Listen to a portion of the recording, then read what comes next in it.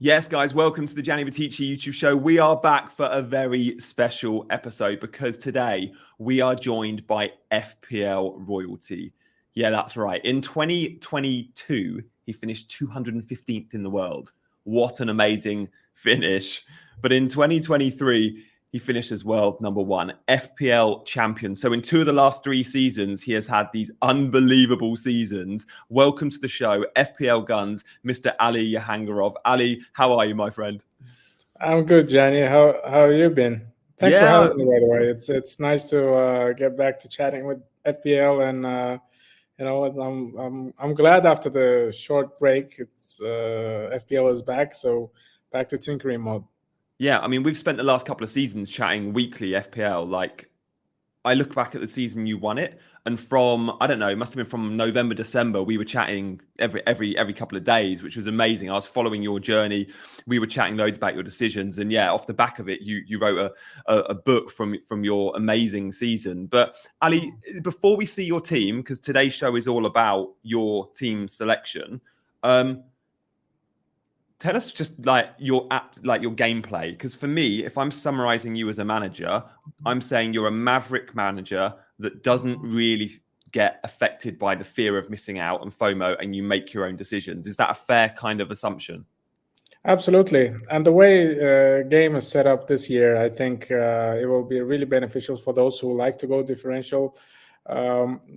Me personally, I really like to pick the players that are not well owned, and it gives me a lot of excitement when they score, and it's really low owned. I think we're all the same, but sometimes I would say my risk appetite is pretty big, and the part of the reason why I didn't really do well last season, because I was, when you go to differentials, it's always risky. It's they're differentials for the reason, but it's I like to have fun with it, so I'm looking forward to this. Yeah, I mean, you absolutely summarized that with the differential nature. Differentials, high risk, high reward players. It can go either way. For two of the last three seasons, it's massively won for you, and not just winning for a top 10k finish. Like, I keep reiterating it because it is quite unbelievable that you went from, and you're so modest, but 215th in the world and then first in the world back to back. But then obviously last season was a bit of a nightmare, but that's the nature of playing your style. You're in it to win it. You're not in it to get a top 100k finish, because you could just play steady and template and always get a 100k finish. So talk to me about your team section this season. I expect it will change loads but at the moment, this is your initial take. So you've gone for two cheap keepers, as I knew you would. Rather than 4.5 rotating, you've gone and saved 500,000 and gone for sales at 4.5, but his backup at Forest Turner, 4 million. Now, we know Nuno as a manager at Forest, and we know from his time at Wolves, he's a defence-first manager that will keep clean sheets. So here, you're always going to have the Nottingham Forest keeper, even if it's Turner that starts. Yeah, it's. I think the goalkeeper position is always. I don't like to. I don't like to spend much time on the goalkeeper, because it's always a lottery, and I'm not the one who invests a lot in them. And the rotating goalkeeper is sometimes it's nice, but sometimes it's just a nightmare. You always end up with points on your bench from your goalkeeper. But the Forest defense, I think they will improve. I think they've signed a new Serbian defender, Milenkovic, or. Yeah. I think they will improve, but it's still up in the air for the goalkeeper. So, but I think Sells and Turner combination is not bad. If one starts, the other one plays. I mean, it's a good combo for me. Yeah, it's the cheapest route for a starting goalkeeper as well, to have a 4 and a 4.5. You're not unlikely to ever find two 4s that are starters. Occasionally it happens. But yeah, you're right. With the new signing at centre-back, they've got like some Murillo, very good defenders. And also Nuno does play that back five. So again, like Wolves, you'll see lots of clean sheets. And the fixtures for Forest aren't bad. But you've gone budget on your defence. You can see before I even reveal the players on screen, for those listening on podcast, Ali's defenders he's got 3 4.5 options, a 4 million, and then one premium at 5.5. Ali, there are a plethora of 4.5 million defenders this season that are good. So you've picked your 3 4.5s. You've gone Mikolenko, Byrne, and Colwill. Talk to me about those three guys and which ones you think are most likely to stay in your team, because I've got I've got Mykolenko and Burn as well, and I think they're just really obvious picks if they're around come August. There's a bit of transfer speculation over Mykolenko. He should be. And there's a bit of speculation over will Burn be a starter. But with Botman's injury and with Burn's experience and how Eddie Howe loves him, whether it's left centre-back or left-back, he should be a starter too. So 2 very good picks from good defences. Of course, preseason have just started. So not a lot of teams played friendly games. But once they do, we will have a better picture in terms of the starting 11. And for Newcastle United, I think there are a few options that could be considered, like Livramento. If he plays left back, I think it's a no-brainer if he plays. So Burn could be any of the cheap Newcastle defenders, but I think I have to have a Newcastle back, defensive asset, because they have good fixtures. I think there are 3 or 4 really nice fixtures in the beginning, and this is a spot basically for a Newcastle defender. In terms of Mykolenko, I believe he's had a good season last year, and Sean Dyche's team are always defensive, and a lot of people will have Pickford in goal, and maybe that's kind of a way to cover Everton clean sheets, and their opening fixtures are not bad. Anyways, there are a lot of 4.5 million defenders to pick from, but Colville, I think his place in the starting lineup could be arguably, under question, but I think he's good enough to start. Yeah. So he could be anyone. Again, there will be a lot of changes to this team, but once we see the preseason and see how Maresca sets up the team, I think I will have a Chelsea defender. So it will just depend on the other positions that I can afford, and I'm highly considering getting Trent because the opening fixture is up there. The only question with this draft, I really wanted to come up with a team that will play for sure, because a lot of players from England team has just are still on holiday, and it's a matter of question when they're coming back, when they will be match fit to play Premier League games. So there's a lot of players like Saka, Foden, Trent, even though Palmer and Trent haven't been involved a lot. They've still been away, training every day. Yeah. It's still physically, after the season everybody had, especially Premier League teams, they're really, really high number of games during a year. So we'll see. On Leicester defense, I'm not sure how it will perform in the Premier League, but I think in the Championship last year they were decent. They weren't bad, especially the season ending. They've had a lot of clean sheets, and 4.0 for a defender for starting centre back of Leicester is not bad. He'll be good in the bonus points as well, Fast. Like, we know that. Definitely. I like the way you're setting up here. And look, the Mykolenko pick, just to quickly go back to Everton, in terms of best defense, and I got this from the Scout members area. Do check Scout out, guys. There's a link in the description. But I was digging around in the members area just to look at goals conceded, expected goals conceded, and clean sheets. And Everton rank 4th for goals conceded last season. Only 3 teams were better. 6th for expected goals conceded, and actually joint 2nd for clean sheets. So Everton under Sean Dyche, when I rank them all, I put Everton as the 4th best defence from last season, which is quite remarkable.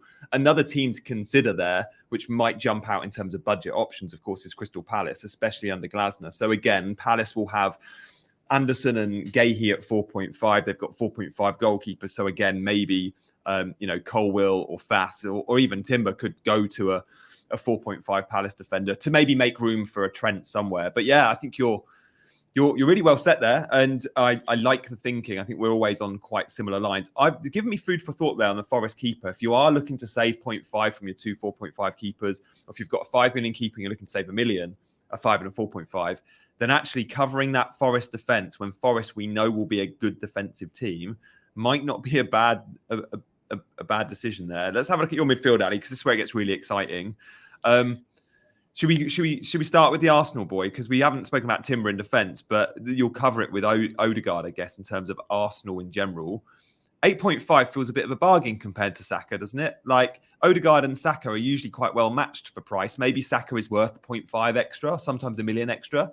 but he's 1.5 more. And Martinelli is 7 million, which is remarkable if he's in form and starting. So both Odegaard and Martinelli, as an Arsenal fan, you must have your eye on. Yeah, definitely. Let's mention Timber first, because his last year he got seriously injured in a Community Shield game against City, and that game he just bossed the midfield. He was inverting from the left back, I believe, and he was really, really impressive. I think he's fully fit now, fully recovered, and I believe he will be a starter for Arsenal as a left back. Nice. Unless they sign someone better. But I think Julian Timber, he adds something different to this team, and I've seen him in action. I think if the minutes are there, he's a good way to Arsenal defense, especially when the other center backs and even Ben White is priced at 6.5. Yeah, Saliba and Gabriel are 6 million, and it's just it's a good way to Arsenal defense, I think. Timber. Let's start about exciting stuff. Talk about midfield. Odegaard, I expected him to be around 9.5, 9 at least, because he's on some of the set pieces. He's really he's a 90-minute man. Even with the Champions League games, he's always playing all of them, and he's good, physically in terms of Arsenal minutes.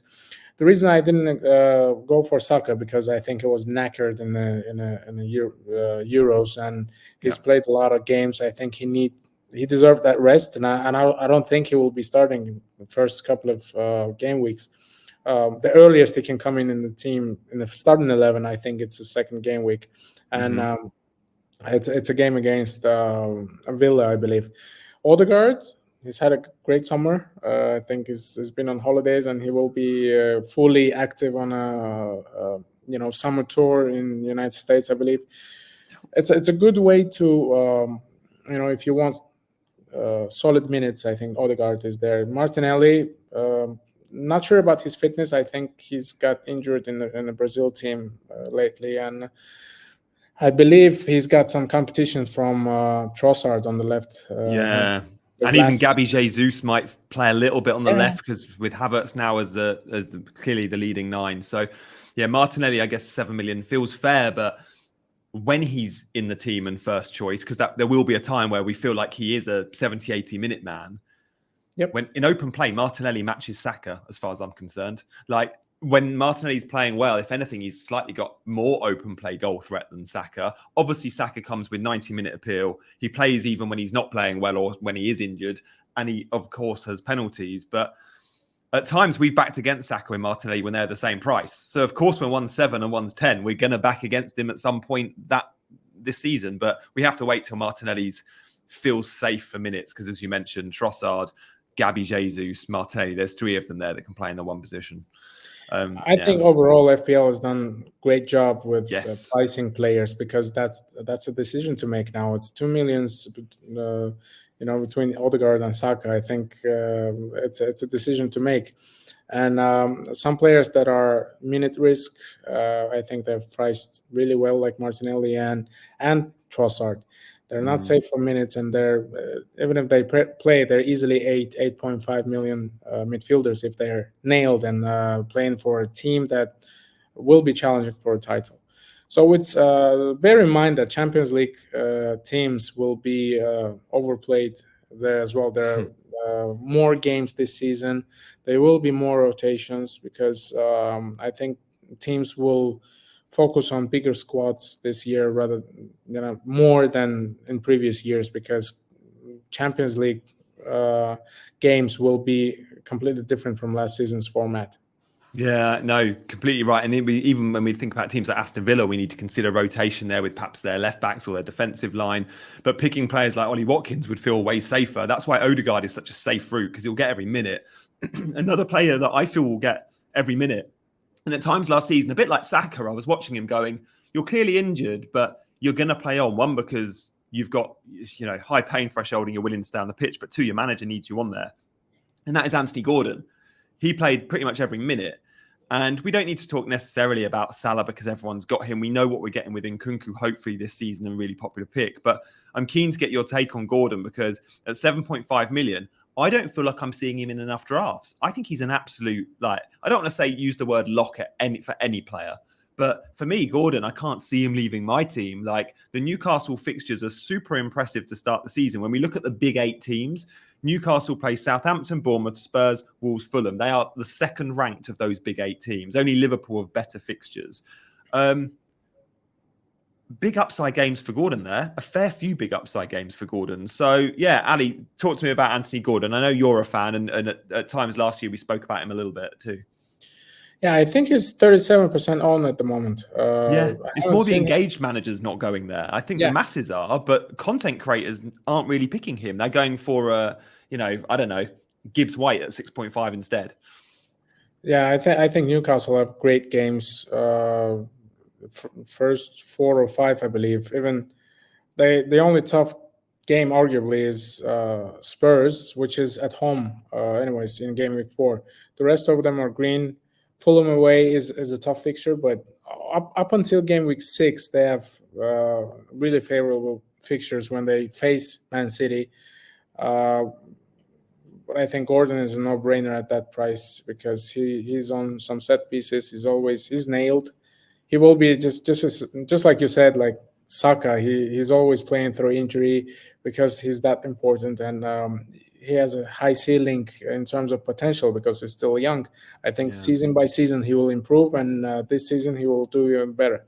That's why I want to count on Gordon. It's just a matter of question that if he comes back soon enough, because he has also been with the England team up until the final.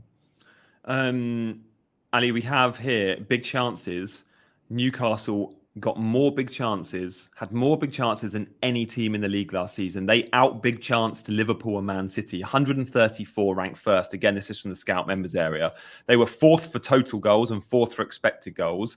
Going big on Newcastle attack for me, especially given the fixtures. As long as Eddie Howe stays and doesn't go manage England before August, whatever, then Gordon is definitely one for me. We'll talk more about Newcastle attack in a second, because I think you might have, like me, a second Newcastle attacker. But just give me a 2 pence worth on Hudson-Odoi, because I do think Nkunku and Salah have been spoken about a lot. And again, we're always thinking along similar lines. There are 2 players in my team. 5.5 for Hudson-Odoi feels cheap. You can get Gibbs White at 6.5. Gibbs White comes with penalty appeal, sure. But the way Hudson-Odoi finished the season last year, 5.5 feels like a bargain. Now, in terms of 8th or 7th attackers, there are 5.5 forwards out there, João Pedro and Adam Armstrong. But in terms of mids, I've not seen a better one than Hudson-Odoi at 5.5. There are a few options there, like Harrison from Everton. I think he will have a good season as well. He's got good potential. But Hudson-Odoi has finished that season really well. I think in the end he scored like 8 goals in a year or so, which is not bad for a Forest midfielder, and I think he can do damage to some teams. And this is more of a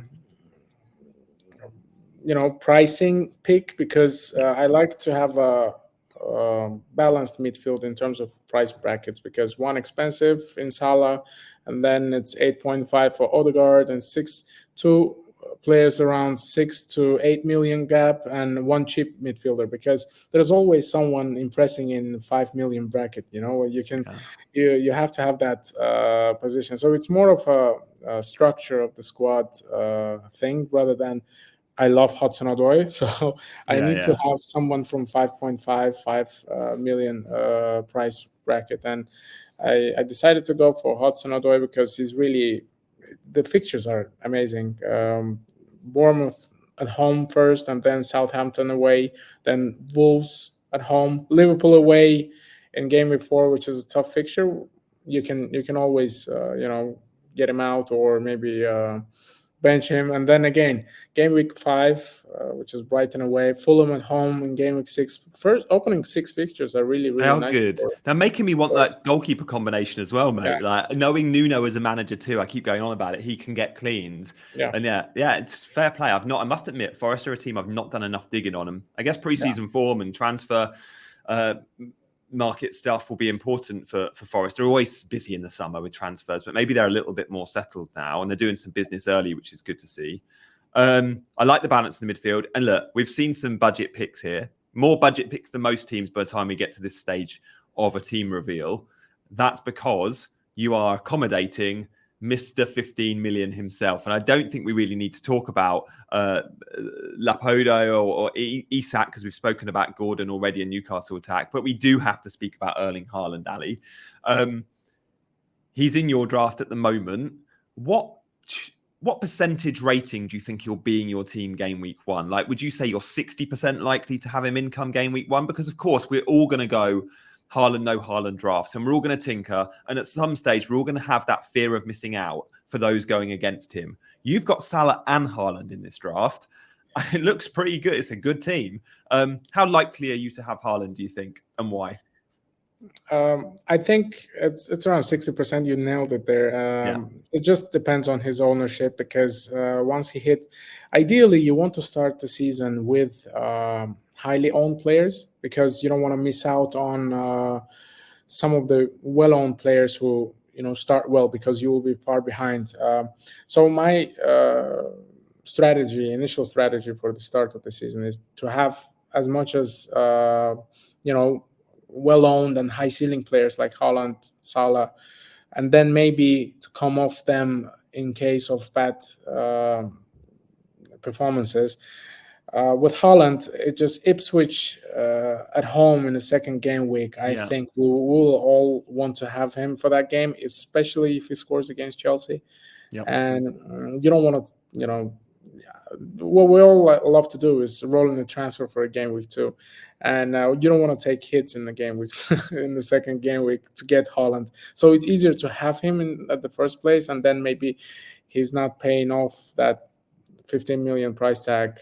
You can just move him on for Watkins, who's coming back from the,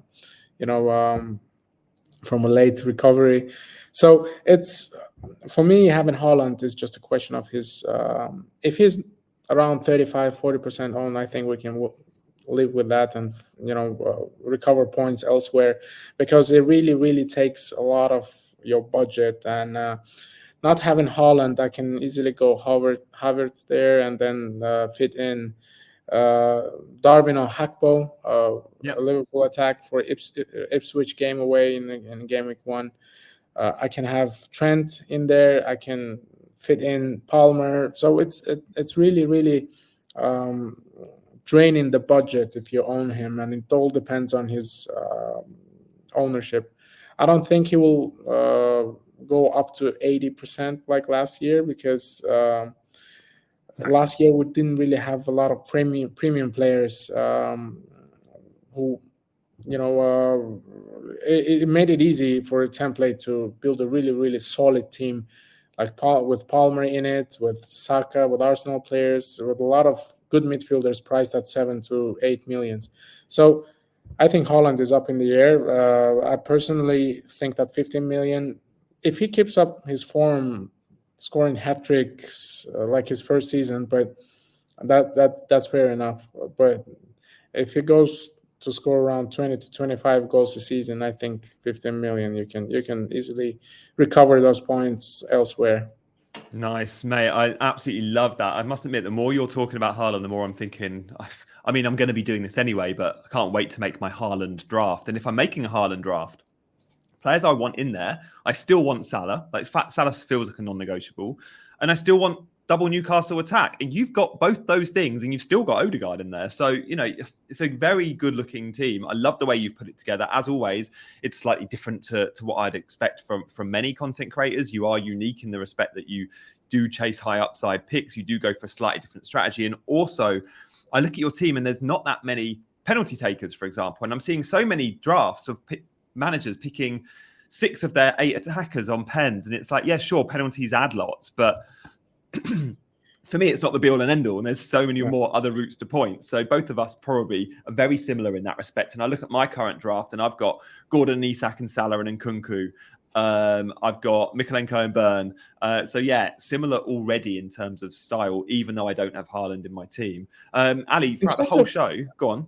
In terms of penalty takers, I think Haaland, Isak, Salah is there. In case Saka is missing first couple of game weeks, Odegaard is on pens. Yep. I think Nkunku, when fit, he Palmer's will be not on, second to Palmer. Yeah. Whether it's Enzo or I think he will come back a little late too, because the Argentina was in Copa America final. So Nkunku could be second penalty taker. So you never know with penalty takers. It's you cannot bank on them too much, but it's a good bonus as well. Yeah, But Isak is a penalty taker. True say. I don't focus on no, that, you've got a few. Exactly. By default, you're going to have a few by the way you pick your players, because you're picking talisman or good players, but you haven't gone, I want Gibbs White over Hudson-Odoi just because he has penalties, nice. Ali, throughout the whole show, I've not mentioned once like and subscribe. So please, guys, if you fancy hitting those buttons, do. Ali himself watches this channel a lot as well.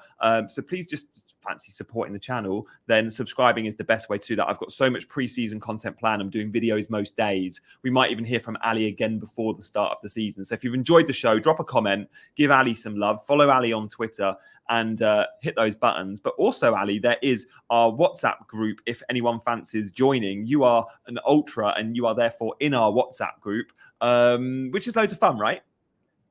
Yeah, absolutely. The guys there are special, and we always have good FPL talk, football talk, sometimes other topics as well. But it's always fun to get different opinions. We share the teams. It's a fun little community there you've started.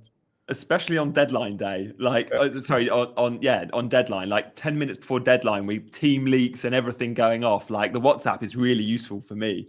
I send videos and voice notes almost on a daily basis. We do polls a lot as well. And as Ali says, it's daily chat. If you fancy joining, just hit that join button below. But Ali, thank you so much for showing us your team.